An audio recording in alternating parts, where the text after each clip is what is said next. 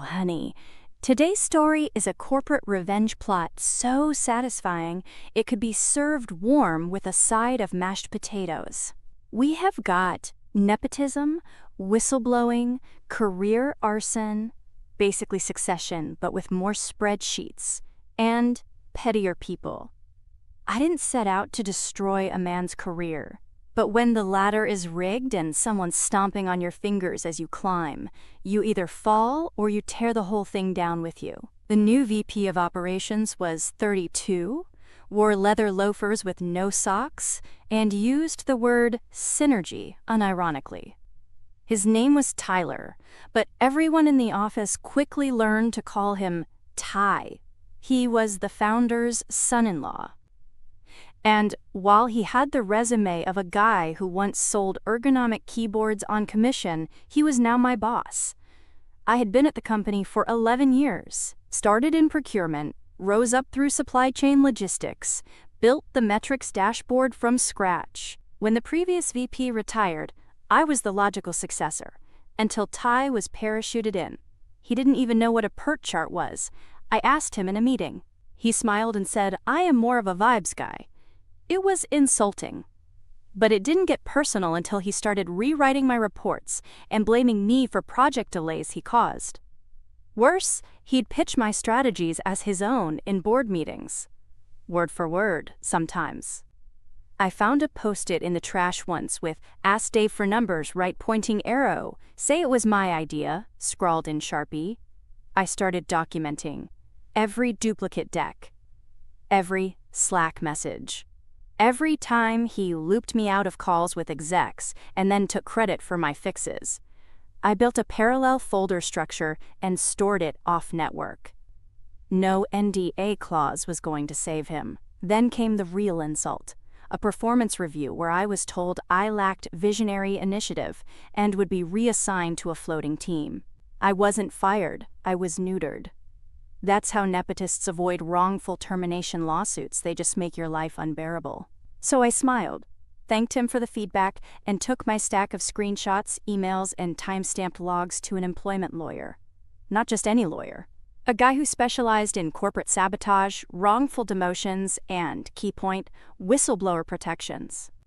See, while Ty was busy running my division into the ground, he was also repurposing our vendor relationships in ways that tripped multiple flags for conflict of interest.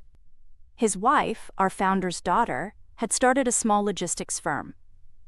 Guess who was suddenly winning all our fulfillment contracts?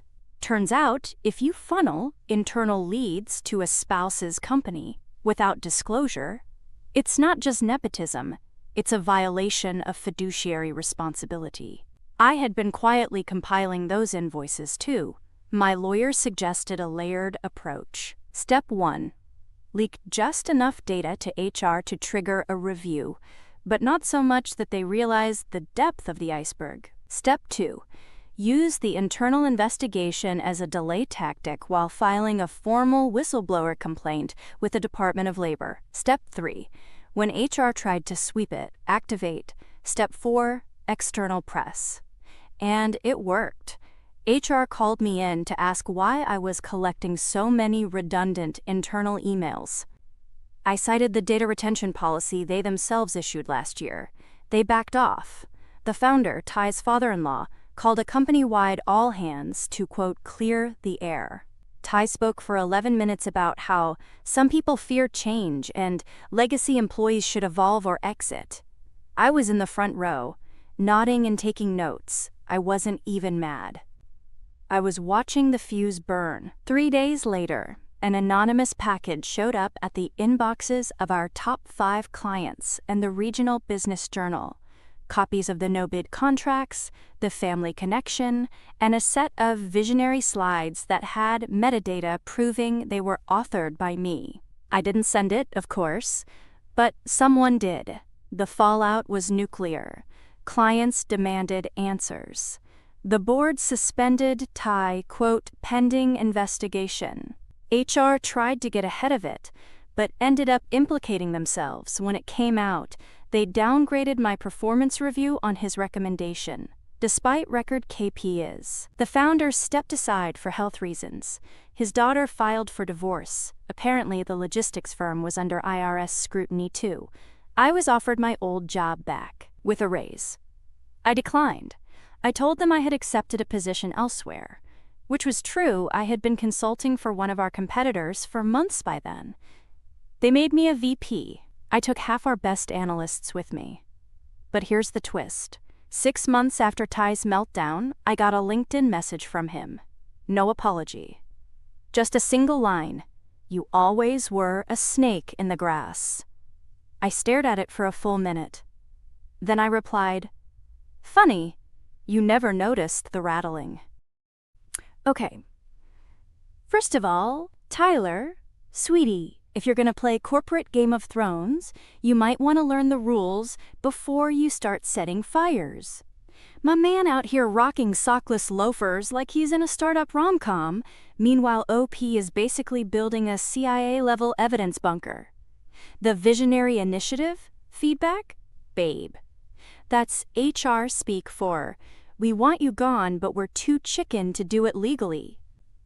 And Ty thinking he could quietly funnel business to his wife's company without anyone noticing?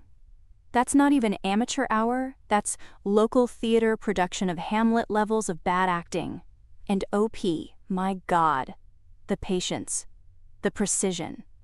The way you just sat there in the front row, smiling, while the man basically dug his own grave with PowerPoint slides, that's villain origin story and hero's journey at the same time. The LinkedIn rattlesnake closer? Chef's kiss. The only thing missing was you sending it from your new VP email address with a signature that said, "P.S.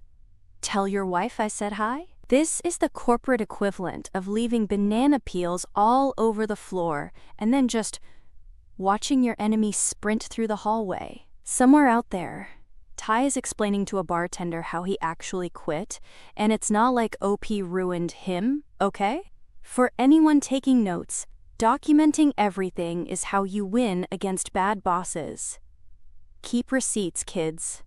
Honestly, OP should have sent the rattlesnake line with an attached MP3 of actual rattlesnake sounds. Missed opportunity. If you have ever fantasized about slow roasting a workplace villain until they fall apart, this is your blueprint. And remember, keep your emails tidy, your screenshots time-stamped, and your enemies confused.